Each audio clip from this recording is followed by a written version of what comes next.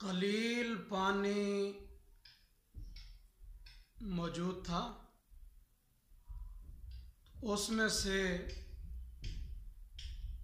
کسی جاندار نے پانی پی لیا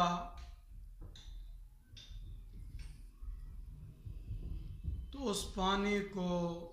جو بچا ہوا ہے جھوٹا کہا جاتا ہے۔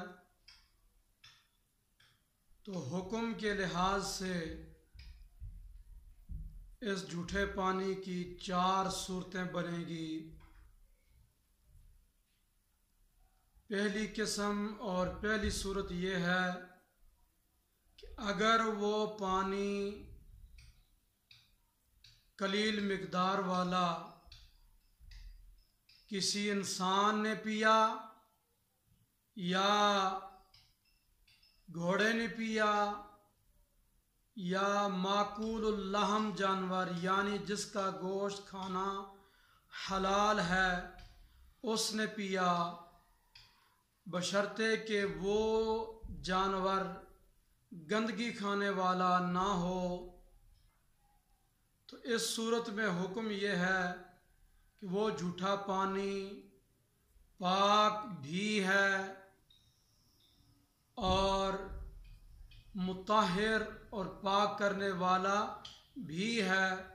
اس پانی کو جو بچا ہوا ہے وضو میں بھی استعمال کر سکتے ہیں، غسل میں بھی استعمال کر سکتے ہیں، کپڑے اور برتن دھونے کے لیے بھی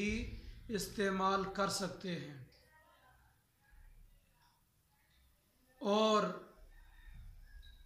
حکم کے لحاظ سے اس پانی کی دوسری قسم اور دوسری صورت یہ ہے کہ کتے نے، چیرنے پھاڑنے والے درندے جیسے چیتا ہے، بھیڑیا ہے،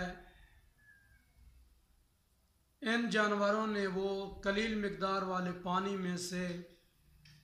کچھ پی لیا، باقی بچ گیا، تو باقی ماندہ پانی نجس ہوگا۔ اس پانی کا استعمال جائز نہیں ہے، نہ وضو کے لیے، نہ غسل کے لیے، اور نہ ہی کپڑے اور برتن کو دھونے کے لیے۔ تیسری صورت یہ ہے کہ بلی نے یا آوارہ مرغی نے پانی پی کر جھوٹا کر لیا، تو دوسرا پانی اگر موجود ہے تو اس پانی کو استعمال کرنا مکروہ ہے، اور اگر دوسرا پانی موجود نہیں ہے تو اس پانی کو استعمال کر سکتے ہیں بلا کراہت۔ اور